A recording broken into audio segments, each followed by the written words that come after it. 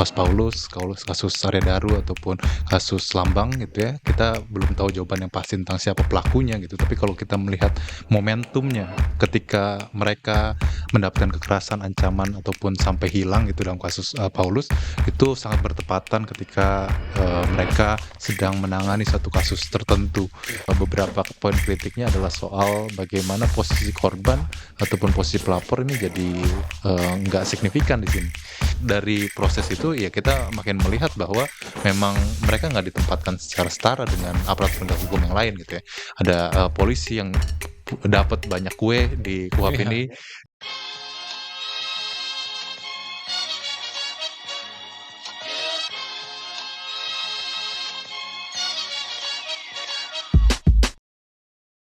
Podcast Bebas Aktif kali ini akan membahas sebuah isu yang sangat penting dan sangat recent. Dan ini menyangkut sebuah kasus yang mungkin teman-teman selalu lihat 24 jam di berita, yaitu kematian seorang PNS Kementerian Luar Negeri, Arya Daru. Dan kita mungkin nggak akan ngebahas terlalu dalam di kasusnya ya. Mungkin teman-teman bisa lihat podcast-podcast lain lah kalau mau lihat teori-teori atau kemungkinan-kemungkinannya. Kita mau mengambil gambar yang lebih besar karena di sini sudah kedatangan Mas Albert dari Lembaga Bantuan Hukum Masyarakat. Mas Albert, welcome to the show. Makasih. Em, jadi ini pas banget teman-teman, Mas Albert sebagai direktur dari LBHM untuk ngebahas berbagai ada berbagai kasus kematian dari abdi negara atau ASN yang beberapa, sebagian besar belum belum terpecahkan gitu Betul. siapa pelakunya. Dan di baliknya sebenarnya kita mungkin bisa melihat pola gitu. Gue bakal ngelis beberapa kasus selain Arya Daru ya. Ada intimidasi seorang ASN Kemlu berinisial YR. Ini Kemenkeu. Kemenkeu, Iya. sorry. Kemenkeu karena dia melakukan kritik terhadap penunjukan mantan anggota Tim Mawar Jaka Budi Utama sebagai Dirjen Bea Cukai. Ada juga pembunuhan Iwan Budi Paulus. Ini juga sempat viral juga ya. Itu serem banget sih itu. Itu yang di Semarang ya. Di Semarang. Parah itu. Karena sebuah kasus juga. Dan yang mungkin yang paling Disebut dong meninggalnya kenapa? meninggalnya dia karena dia terbakar dan kepalanya terpisah Dibakar. Terbakar terbakar kayak kejadian. karena keadaan terbakar dan kepalanya terpisah Iya. pada 8 September 2022. Masih recent banget. Iya. Dan kita tarik ke belakang lagi, ada Iya. penyiraman air keras ke Novel Baswedan, penyidik KPK, belum terungkap juga.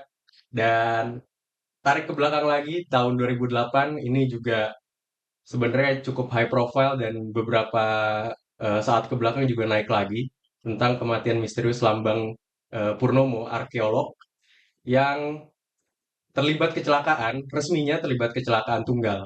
Tapi dia di sisi lain juga lagi melakukan penyelidikan terhadap kasus pencurian 6 arca batu koleksi Museum Radia Pustaka Solo yang tersangkanya bukan orang main-main gitu. Nah, ini ada beberapa dan mungkin nanti Mas Albert bisa menambahkan juga.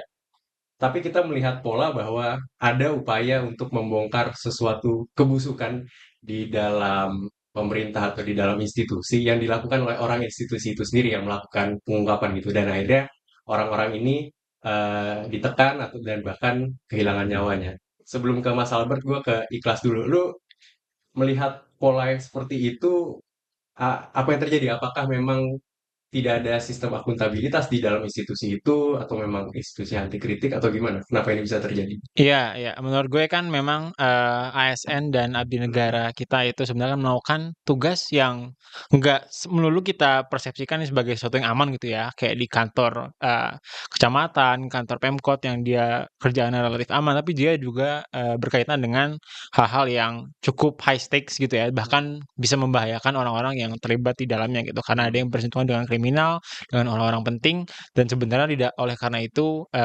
membutuhkan perlindungan ya, dan juga sebenarnya cara-cara untuk memastikan akuntabilitas di dalam pemerintahan itu sendiri.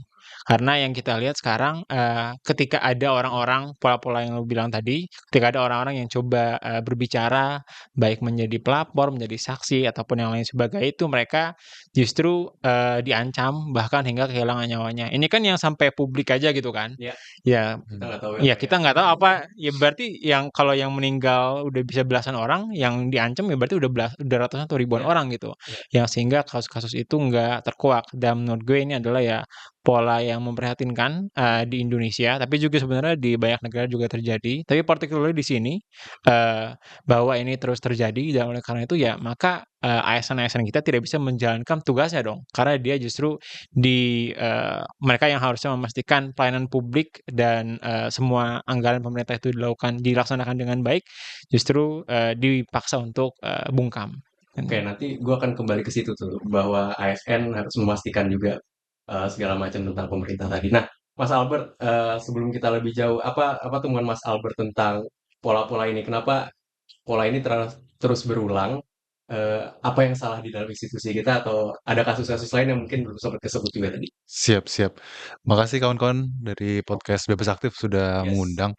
Sebenarnya pengamatan saya sih mungkin mirip ya dengan kawan-kawan yang tadi udah sampaikan bahwa kayaknya kalau kita melihat kasusnya, meskipun belum definitif antara 3 kasus yang tadi ya, kasus Paulus, kasus Arya Daru ataupun kasus Lambang gitu ya, kita belum tahu jawaban yang pasti tentang siapa pelakunya gitu. Tapi kalau kita melihat momentumnya ketika mereka mendapatkan kekerasan, ancaman ataupun sampai hilang gitu dalam kasus Paulus, itu sangat bertepatan ketika mereka sedang menangani satu kasus tertentu. Iya. Baik itu kasus yang memang, kita lihat ada relasi kuasa yang begitu dalam. Itu kayak kasus, Arya Daru kan kasus, tindak pidana perdagangan orang ya, Iya. yang mana itu, kita anggap sebagai extraordinary crime dan biasanya transnational crime juga. Lalu, kasus Paulus, juga berkaitan dengan korupsi, sedangkan kasus Lambang juga berkaitan juga dengan, arkeolog, arca yang hilang gitu kan, Iya. yang mungkin nilainya juga sangat besar. Jadi kita ngelihat bahwa memang ada momentum yang sedikit mencurigakan gitu ketika orang-orang ini mendapatkan kekerasan ataupun mendapatkan penghilangan paksa ketika mereka sedang menyelidiki kasus-kasus yang, punya relasi kuasa yang begitu besar. Jadi tidak heran, saya pikir kalau misalnya kemudian masyarakat mempertanyakan hal tersebut. Tapi kalau misalnya kita mencari root cause-nya ya, tapi mungkin nanti kita nyambung juga berbicara soal bagaimana kultur di, ASN, Iya. kultur di pegawai pemerintah kayak gimana. Tapi kalau secara peraturannya kan memang, pegawai negeri sipil itu memang memiliki kewajiban gitu ketika mereka, menerima informasi-informasi kalau, informasi-informasi itu berkaitan dengan penyalahgunaan kekuasaan, korupsi, ataupun tindak pidana kejahatan. Paling nggak itu ada di peraturan pemerintah, nomor 94 tahun 21 tentang kewajiban dari aparat, sipil negara (ASN). Itu dan, tapi kita ngelihat nih bahwa kewajiban ini apakah kemudian ditemani atau enggak sih dengan mekanisme, whistleblower yang kuat gitu. Kita punya beberapa instansi, kita punya beberapa mekanisme pelaporan, tapi apa kemudian mekanisme itu betul-betul bisa menjaga nggak sih orang-orang ini ketika mereka menyampaikan pelaporannya itu mereka terlindungi atau enggak? Saya pikir itu yang menjadi problem mendasar gitu. Kenapa kalau misalnya tadi pertanyaannya adalah kenapa kasus ini berulang gitu, saya pikir, problem mendasarnya adalah ya kita nggak punya sampai sejauh ini mekanisme yang betul-betul kuat yang bisa memastikan korban ataupun pelapor ketika melaporkan dugaan, penyalahgunaan wewenang itu benar-benar mendapatkan hak dan perlindungan yang sesuai. Tapi berarti kalau sistem yang existing sekarang untuk whistleblowing tuh kayak apa ya? Maksudnya untuk ASN mungkin ya? Mhm, mhm. Biasanya kayak gimana sih sekarang? Kita mungkin perlu bedakan beberapa mekanisme ya. Setahu saya di beberapa, kayak hampir di semua lembaga ataupun kementerian mereka kan punya inspektorat jenderal. Iya, betul, Itu Irjen yang Irjen. irjen yang kemudian mengawasi nih, kira-kira pelaksanaan wewenang di satu kementerian lembaga itu seperti apa. Mungkin bisa melalui mekanisme itu meskipun, tentu pasti berbeda-beda di setiap kementerian. Dan rekomendasi yang kemudian diberikan pasti kan, rekomendasi-rekomendasi yang berkaitan dengan organisasional gitu ya. Iya, iya. Jadi kalau misalnya di Kemenq, habis itu tiba-tiba ada indikasi kecurangan gitu, ya itu akan ditindaklanjuti dengan wewenangnya mereka gitu, dengan kebijakan organisasi mereka. Tapi di luar itu sebenarnya kan kita juga memiliki sistem penegakan hukum. Ya. Kita punya aparat penegak hukum, yang mana dalam sistem penegakan hukum yang kita punya satu lembaga yang sebenarnya memang sudah didesain khusus untuk mengatur atau melindungi korban ataupun pelapor, yakni Lembaga Perlindungan Saksi dan Korban. Nah, dalam proses itu yang kemudian itu menjadi salah satu mekanisme lain di mana korban ataupun pelapor itu bisa mendapatkan perlindungan yang sesuai, hak yang sesuai, dan juga mereka ditemani mendapatkan bantuan hukum ketika mereka melakukan pelaporan. Berarti sistem yang ada sekarang kalau melihat banyak kasus ini, apakah Hmm, kasus-kasus ini anomali terhadap sistem itu? hmm, Sebenarnya sistemnya works aja, hmm. atau ada yang salah dengan existing system itu, makanya mungkin perlu ada modifikasi-modifikasi atau akhirnya civil society masuk di situ.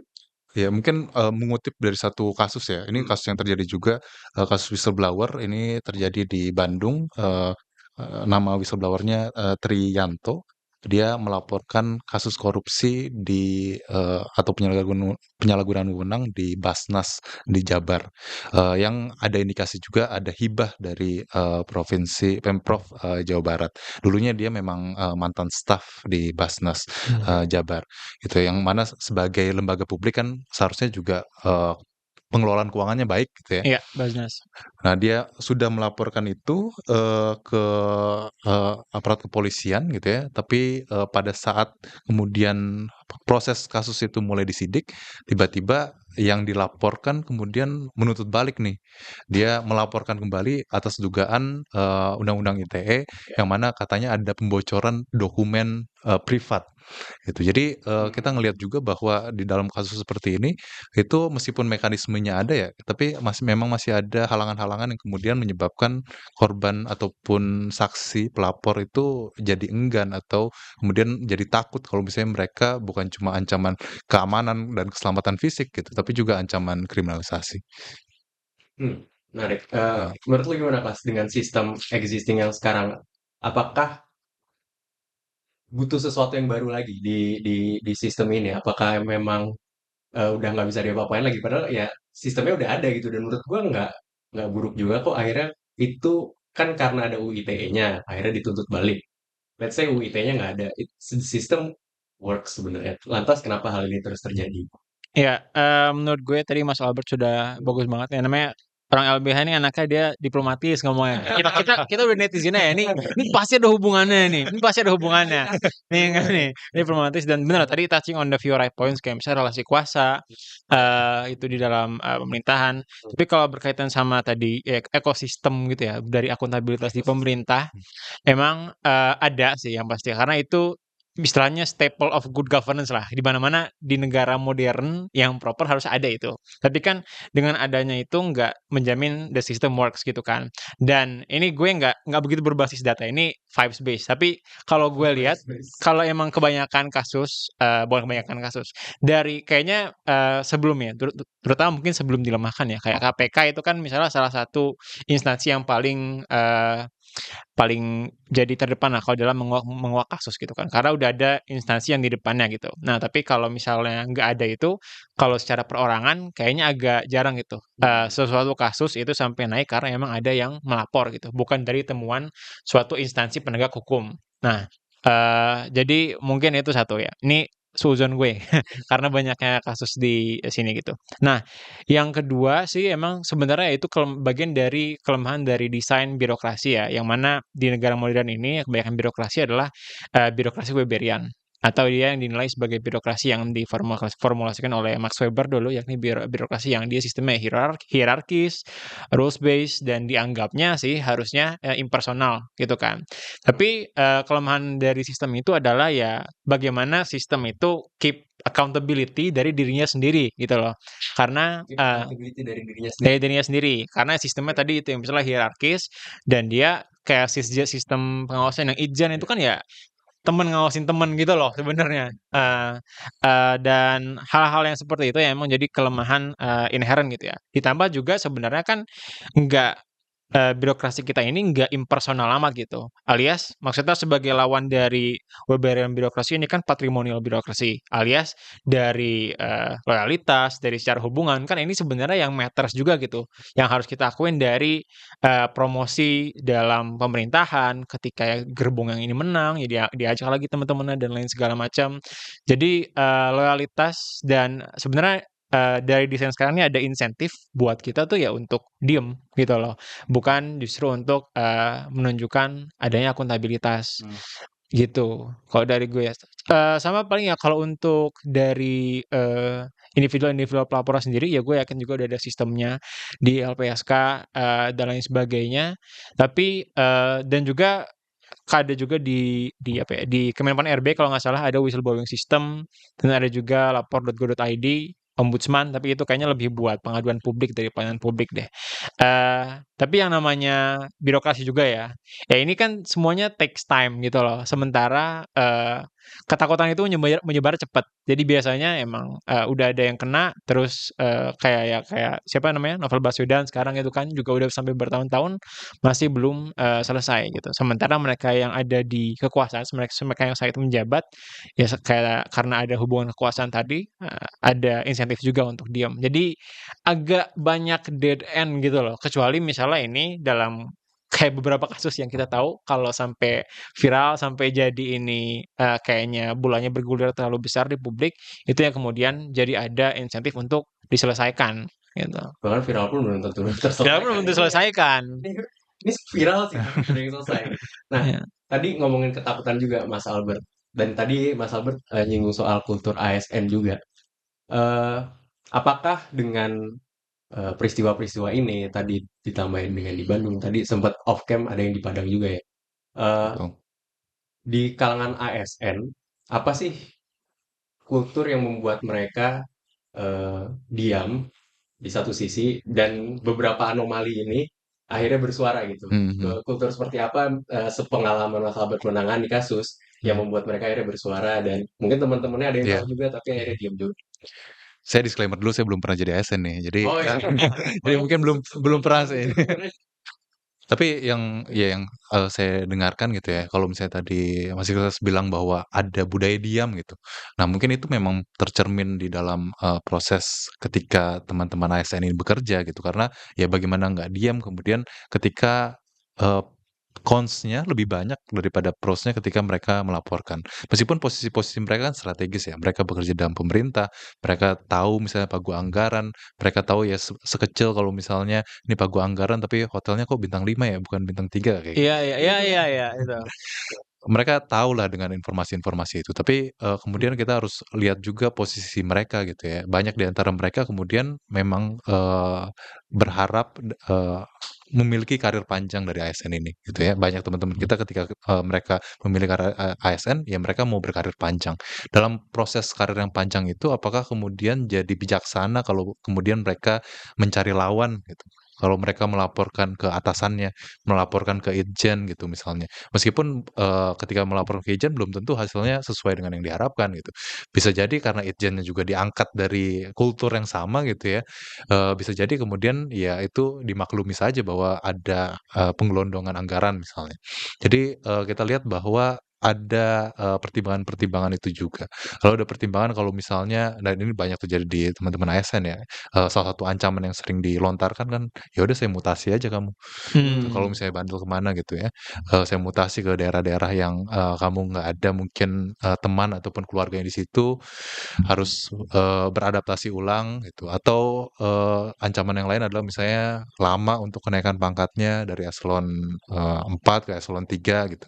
Jadi ancaman-ancaman itu mungkin nyata adanya gitu dan itu yang kemudian membuat mereka juga tidak bebas, tidak bisa melakukan hal yang kemudian mereka yakini sebagai sebuah kebenaran. Dan saya pikir itu yang kemudian belum bisa sepenuhnya dicapai ya meskipun tadi udah disebutkan bahwa banyak tuh ada mekanisme-mekanisme pelaporan yang lain. Ada satu sih tadi yang belum Apa kesebut, tuh yang belum sebut? lapor Mas Wapres ya. Aduh, itu mekanisme paling penting itu. Itu mekanisme paling penting kan. Lapor dibikinin reels ntar. tadi Iya loh, itu tambah pelaporan. Langsung ke yang paling atas tuh. Bener, tapi ya itu kan, kita, selama ini banyak sekali, metode-metode pelaporan ya, ada lapor.go.id, lapor Mas Wapres, ada, ombudsman, ada, yang lain-lain yang mana mungkin masing-masing itu punya kapasitas yang berbeda. Tapi yang sejauh ini belum pernah kami dapatkan sebagai, masyarakat sipil adalah bagaimana sih sebenarnya efektivitas. Misalnya kalau lapor.go.id gitu ya, ada 10.000 laporan setiap tahun gitu. Lalu kemudian berapa yang bisa ditangani dengan baik, berapa yang kemudian misalnya prosesnya whistleblower itu kan semua bisa lapor ya, tapi berapa yang kemudian ASN nih. Nah, berapa yang kemudian habis itu bisa ditindaklanjuti dan, ASN-nya mendapatkan, sesuai, yang diharapkan. Jadi saya pikir itu yang kemudian memang perlu dievaluasi secara tegas di pemerintah.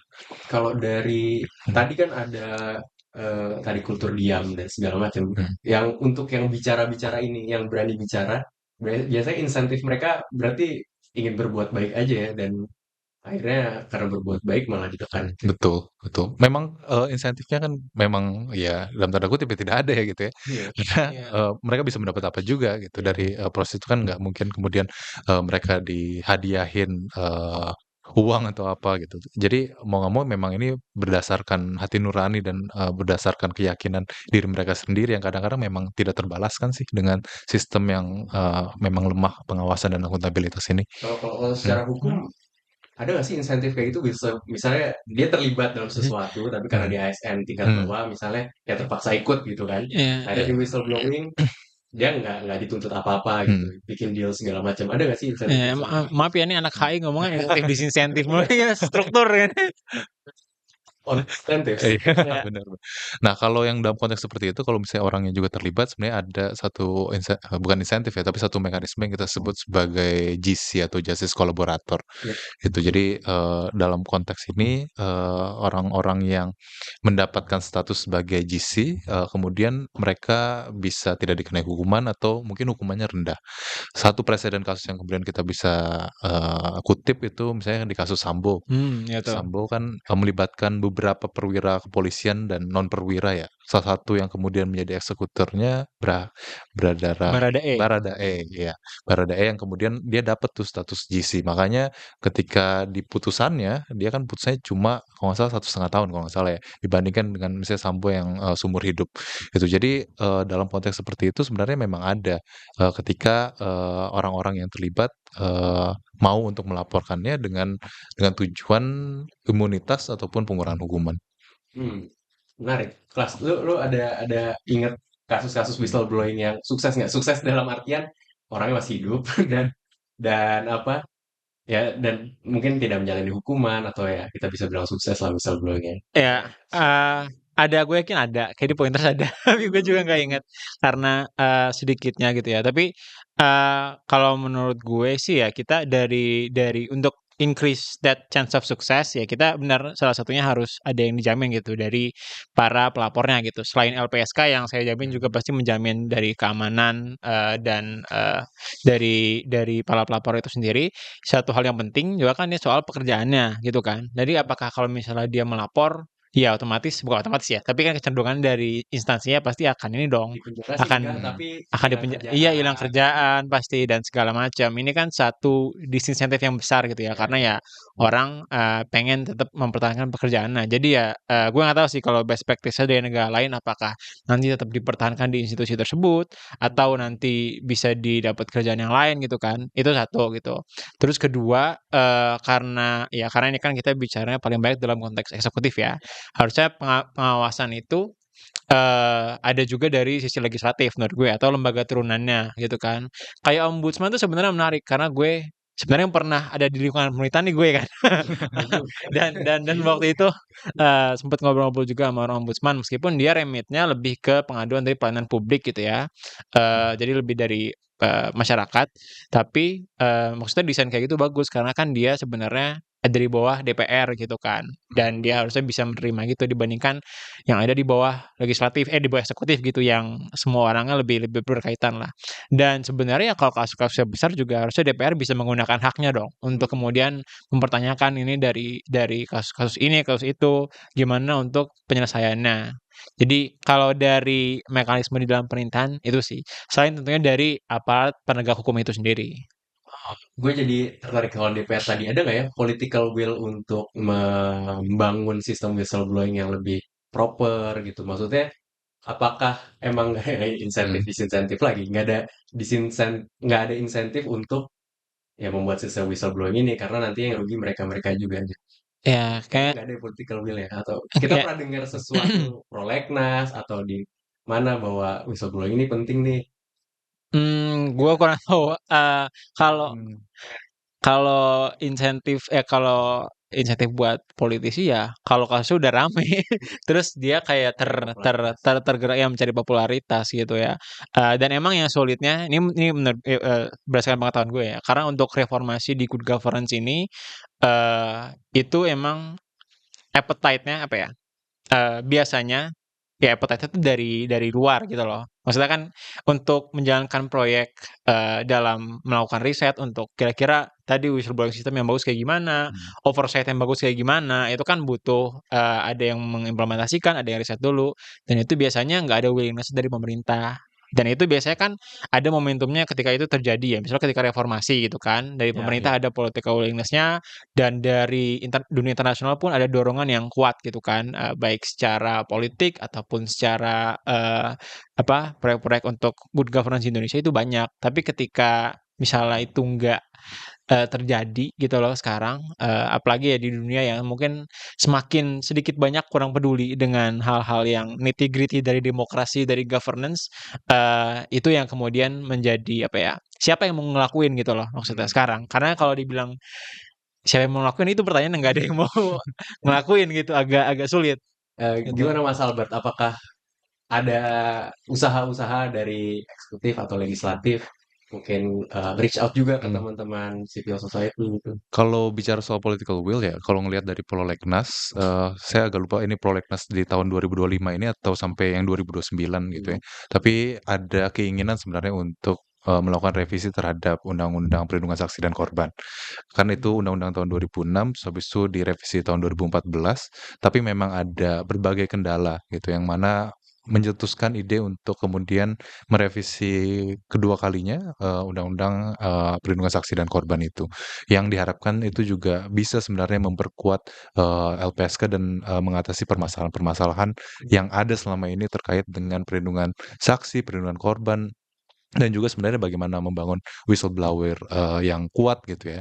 Tapi di sisi lain gitu ya, pada saat yang bersamaan kita sebenarnya juga ngelihat bahwa ada kemudian revisi revisi undang-undang yang lain yang mungkin semangatnya jadi agak bertolak belakang nih, dan kita akan agak mempertanyakan sebenarnya ada maksud apa di balik itu gitu. Misalnya salah satunya misalnya revisi Kitab Undang-Undang Hukum Acara Pidana KUHP itu yang ditargetkan selesai cepat dalam waktu cepat ini, dan itu sebenarnya ada berbagai poin yang sudah dikritik oleh masyarakat sipil, tapi yang beberapa poin kritiknya adalah soal bagaimana posisi korban ataupun posisi pelapor ini jadi nggak signifikan di sini. Padahal sebenarnya itu yang kemudian harus diperbaiki dari sistem peradilan pidana kita, karena sistem peradilan pidana kita sekarang memang sangat fokus ke crime control model gitu ya, yang benar-benar dia berusaha untuk fokus dalam penanganan kejahatan, tapi dia lupa untuk kemudian memasukkan due process dan juga victim oriented model gitu. Jadi nggak melihat sebenarnya terlalu jauh tentang bagaimana kerugian korban, bagaimana posisi saksi ataupun pelapor, dan itu yang kemudian berpengaruh saya pikir dengan mekanisme whistleblowing yang kita punya sekarang.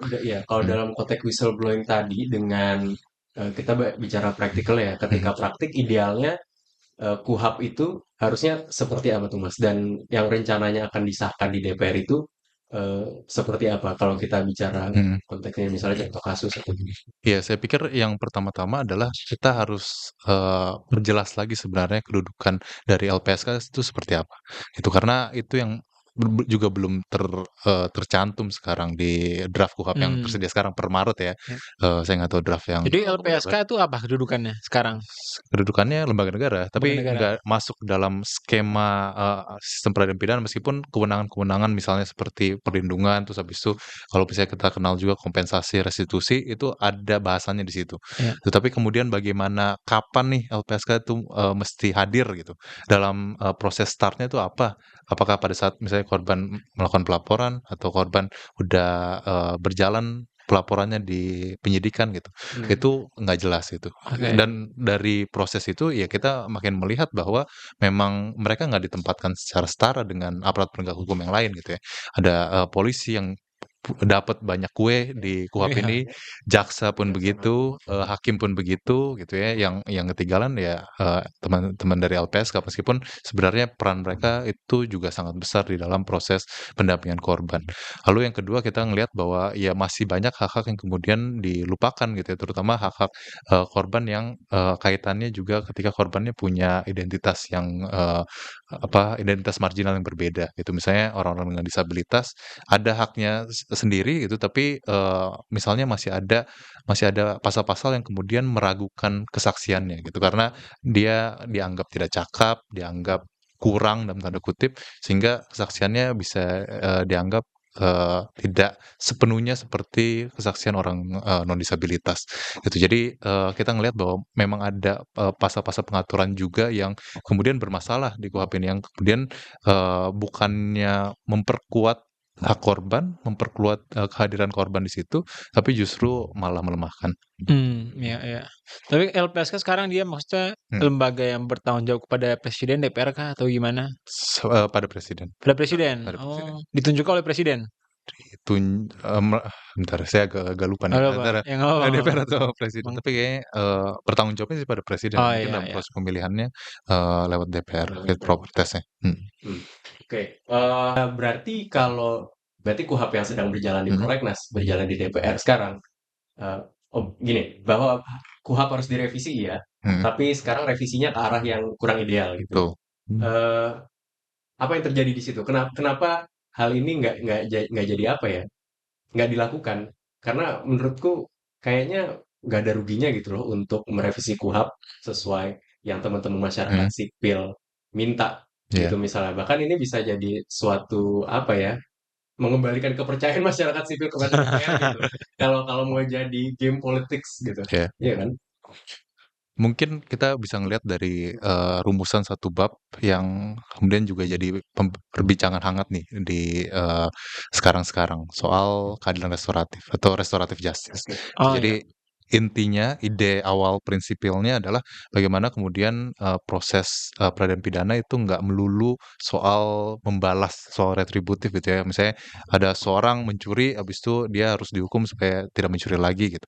Tapi bagaimana kemudian keadilan restoratif ini bisa merestorasi hubungan suatu masyarakat seperti semula gitu. Jadi kalau misalnya sebelumnya ada pencurian, ya bagaimana kemudian korban bisa mendapatkan haknya, mendapatkan kepercayaan lagi untuk kemudian dia ada di satu tempat dan lain-lain gitu. Jadi inti dari idenya itu seperti itu, dan itu diadopsi dari berbagai negara.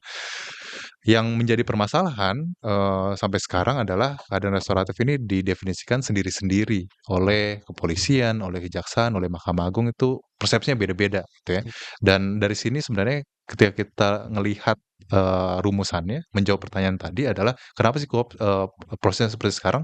Ya lihat dari bab ini aja kita ngelihat bahwa memang ada perebutan kekuasaan dari institusi-institusi penegak hukum. Jadi kalau misalnya ditanya soal political leverage-nya, kenapa kita tahu bahwa berpihak pada korban atau berpihak pada whistleblower itu jadi suatu hal yang penting, itu tapi kenapa itu kemudian dikalahkan? Ya karena ada kepentingan-kepentingan lain yang kemudian ada di dalam proses pembahasan ini untuk memperkuat kepolisian, untuk memperkuat kejaksaan, untuk memperkuat hakim misalnya. Karena kalau misalnya proses restoratif justice yang secara prinsipilnya justru seharusnya korban yang punya keinginan yang paling kuat itu yang kemudian diakomodir gitu. Tapi dalam proses rumusannya sekarang jadi suka-suka hakim, suka-suka polisi, suka-suka jaksa gitu. Yang mana itu membuka celah yang begitu besar misalnya untuk transaksional gitu. Dan banyak kan sebenarnya korban-korban kekerasan seksual gitu ya, ketika mereka melaporkan kasusnya minta ditangani oleh kepolisian malah berusaha untuk mengalihkan itu ke keadilan restoratif yang kemudian tidak memberikan kepuasan pada korban dan malah polisi ataupun aparat penegak hukum yang lain, ya transaksional aja kepada, orang-orang yang lebih berkuasa. Jadi saya pikir kalau misalnya ditanya soal kenapa sih, revisi KUHP ini, susah untuk kemudian bisa perspektif korban sepenuhnya, betul-betul bisa menjaga hak setiap orang yang kemudian ada di dalam sistem peradilan pidana, saya pikir ya karena, kita sekarang sedang perebutan kekuasaan ini. On that, That's maaf. interesting.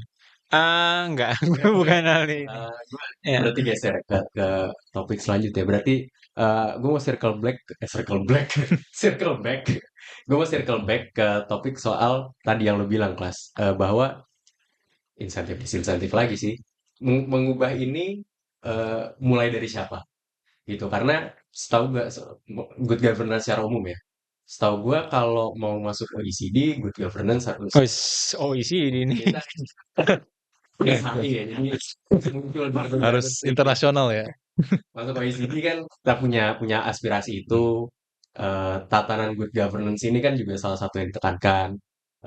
Termasuk mungkin di dalamnya gue nggak tahu sih detailnya, tapi bahwa good governance secara umum kan berarti ditekankan juga eh, keterbukaan data, akuntabilitas, transparansi dan sebagainya.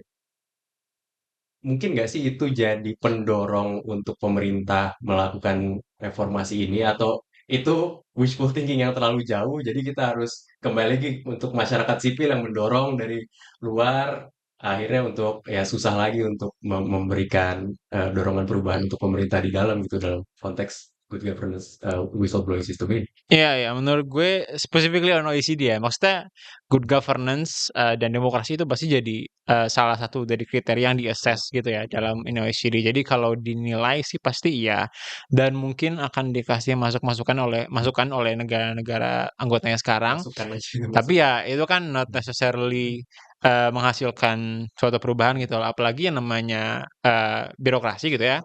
Ya demand utamanya sebenarnya kalau demand utamanya kan udah ada gitu. Kayak wadah-wadahnya udah ada gitu loh. Kayak formally udah ada. Tapi apakah masukan-masukan yang lebih detail, apakah di system work dan segala macam itu a whole other level gitu loh. Dan menurut gue emang apa namanya pembahasannya nggak mudah gitu loh. Karena ini emang melibatkan rethinking dari sifat, dari nature, dari birokrasi kita gitu loh. Kayak gue bilang tadi kan Weberian atau kayak gimana kah? Gitu.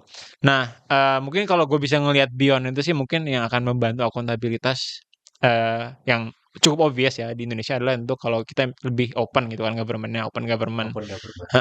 Dengan lebih transparan, lebih semuanya tuh ya aksesibel, digital. Sekarang kita kan pembahasan undang-undang aja nggak tahu draftnya yang mana gitu kan atau diketahui segala macam. Jadi kita masih jauh banget gitu dari sana. Dan mungkin juga pemisahan dari aparat penegak hukum yang lebih distintif juga dari si eksekutif ini kan. Kita mau hakim dipilih kah kayak di Amerika atau kayak gimana gitu kan. Tapi Di menurut Amerika gue bukan hakim dipilih, jaksa agung yang dipilih. nah Atau hakim jenderal. enggak hakim dipilih. Hakim dipilih ya? Super iya. Oh, wow. Enggak, bukan hakim agung, bukan di federal ya, tapi di tingkat state tuh misalnya dipilih misalnya dan yang lainnya banyak.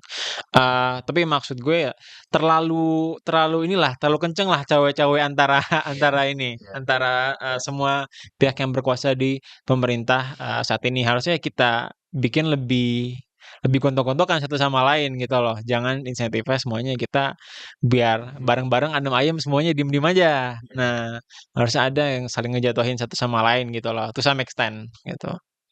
Mas Albert, Mhm. kembali lagi ke pertanyaan siapa yang bisa mengubah? Apakah di kalangan masyarakat sipil juga melakukan dorongan-dorongan terkait reformasi di bidang good governance ini, keterbukaan open governance tadi? Udah ngapain aja gitu masyarakat sipil? Mungkin bisa di-share. Iya, kayak udah cukup banyak ya inisiatif-inisiatif untuk meminta supaya pemerintah itu lebih terbuka gitu ya dalam konteks.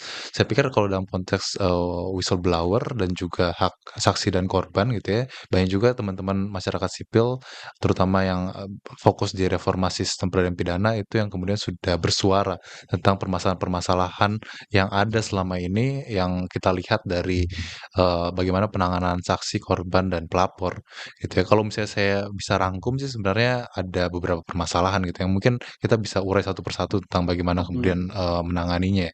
Kalau misalnya kita bicara soal bagaimana sih penanganan saksi dan korban dari sudut pandang sistem peradilan pidana gitu. Yang pertama kita bicara juga soal substansi hukum gitu ya.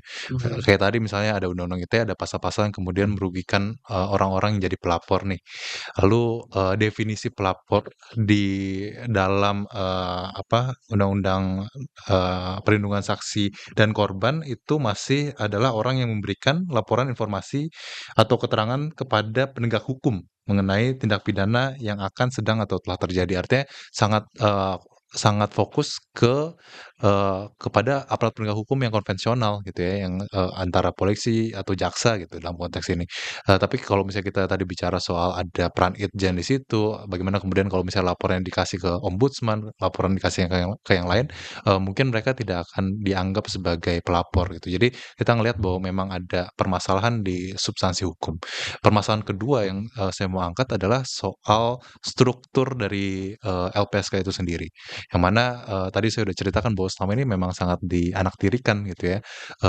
Apalagi dengan efisiensi yang ada, Oh iya. itu juga meng-cut cukup banyak misalnya program-program perlindungan atau Waduh. pemberian hak korban gitu ya. Dan kalau misalnya dibandingkan misalnya dari data yang terakhir mereka itu anggarannya sekitar 100 miliar gitu, Ih, kecil 107 banget. miliar Indonesia. ke seluruh Indonesia gitu ya. Kalau misalnya Gila. dibandingin Polri 100 triliun gitu, jadi berbeda sangat jauh.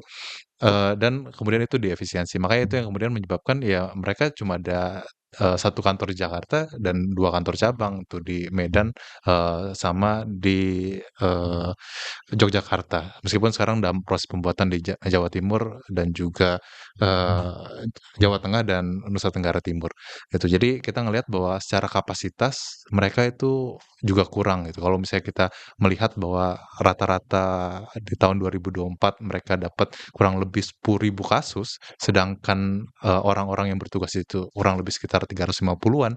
Bayangkan berapa banyak kemudian mereka harus mengeluarkan tenaga untuk menyortir begitu banyak kasus gitu ya. Jadi secara struktur kelembagaannya kita juga memang nggak menyiapkan untuk adanya mekanisme yang kuat untuk whistleblower ini. Yang ketiga yang saya pikir juga menjadi permasalahan adalah soal koordinasinya gitu. Jadi seringkali gitu ya ketika masyarakat ataupun whistleblower itu sudah melapor, kadang-kadang ya kita mekanisme pelaporannya beda-beda. Mungkin ada yang di lapor.go.id, ada yang di ombudsman, ada yang mungkin di Komnas HAM atau lembaga-lembaga yang lain gitu ya. Yang mana kemudian pekerjaan rumahnya adalah bagaimana membuat ini terhubung satu sama lain gitu. Iya, Jadi iya, kalau iya. misalnya mereka sudah lapor ke Komnas HAM gitu ya, dan mereka mendapatkan persekusi atau ancaman kekerasan karena tindakan mereka misalnya sebagai pembela hak asasi manusia, lalu bagaimana kemudian itu bisa dihubungkan dengan mekanisme perlindungan yang dimiliki oleh LPSK. Karena LPSK misalnya yang memegang konteks rumah aman gitu ya, atau konteks bagaimana perlindungan ketika mereka datang dan pergi dari rumah mereka ke kantor polisi ataupun ke pengadilan. Jadi bagaimana mengkoordinasikan antara lembaga-lembaga ini, bagaimana mengkoordinasikan antara jika terjadi satu pelaporan di satu lembaga, bagaimana kemudian mereka bisa mendapatkan juga menikmati hak-hak korban yang sudah tertuang di undang-undang. Saya pikir itu yang jadi masalah yang memang perlu harus dikuliti satu persatu. Berat juga ya. Kalau jadi satu pintu sulit ya, nggak bisa ya kalau jadi satu pintu. Ini kayak presiden aja satu pintu, satu kartu, satu pintu semuanya nih.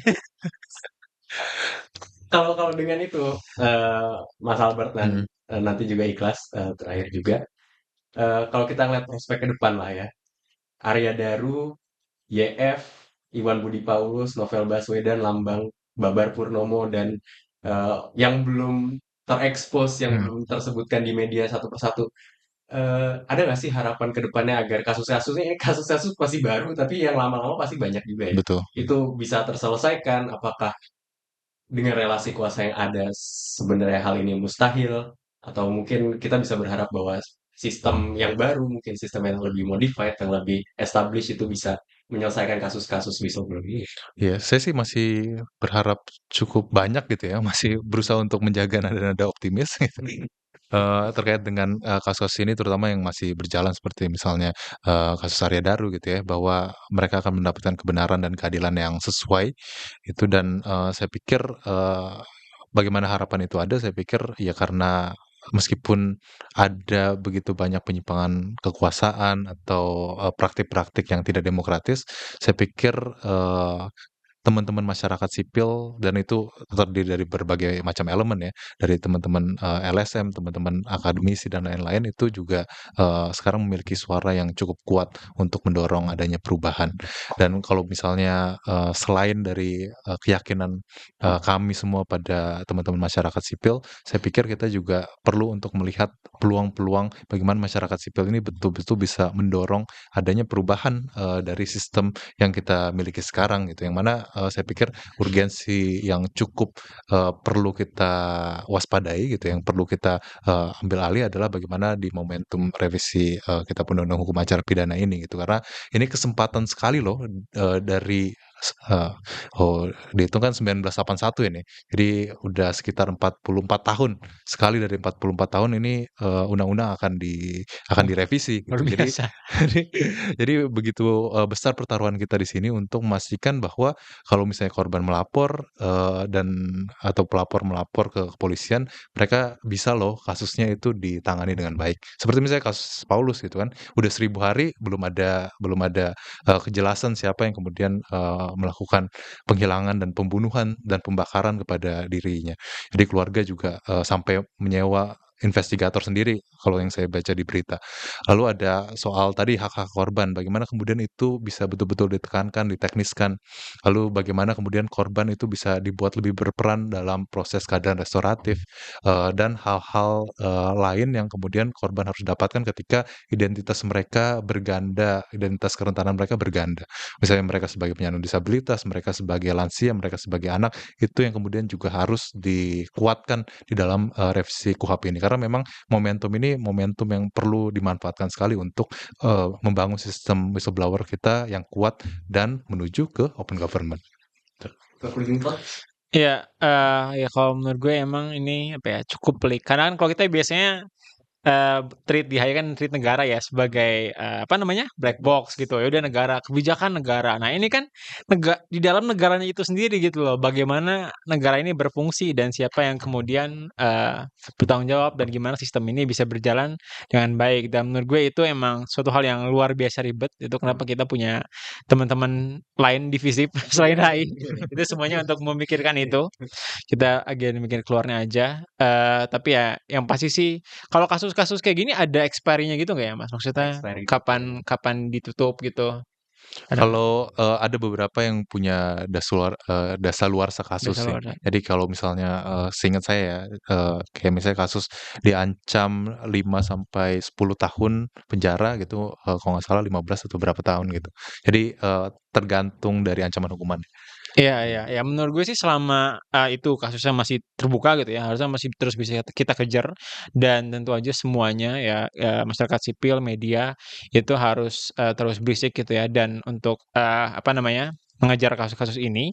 Tapi sekalipun, sekalipun udah tertutup atau gimana, menurut gue ini akan terus menjadi suatu isu yang bisa dibawa terutama khususnya oleh teman-teman ASN gitu loh. Karena ini kan sebenarnya presiden buruk buat mereka gitu loh. Kalau dia bisa diapa-apain dan dia nggak dia nggak bisa ngapa-ngapain, dia bisa hilang aja gitu loh. Dia bisa tiba-tiba ditemukan meninggal di pinggir pantai gitu loh kan. Hal itu yang ngeri sebenarnya dan oleh karena itu menurut gue ini jadi concern buat semua yang tidak melakukan hal-hal bersalah di dalam pemerintah gitu loh. Dan ini harus kita kawal terus bersama-sama gitu. Nice. Terakhir tadi kepikiran penasaran. Mengadvokasi hal kayak gini tuh makin susah nggak sih di era presiden sekarang? Cukup banyak tantangannya, asik ya. Jawabannya diplomatis nih.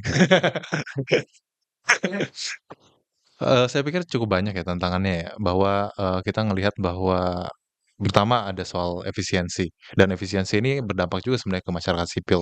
Saya teman-teman kita di Komnas HAM, Komnas Perempuan, Ombudsman juga saya pikir, terdampak jadi, lebih sulit atau mungkin anggarannya lebih terbatas untuk mereka melakukan investigasi langsung, untuk mereka, melakukan, pendampingan langsung gitu. Lalu kita juga ngelihat bahwa, represinya lumayan tetap kencang di masa ini, ada beberapa ancaman kriminalisasi gitu ya. Kita lihat tadi, terhadap, teman-teman misalnya di LBH Padang yang direktur dan mantan direkturnya mau dikriminalisasi karena mereka melaporkan tentang perilaku tidak beretika dari hakim pengadilan negeri di situ.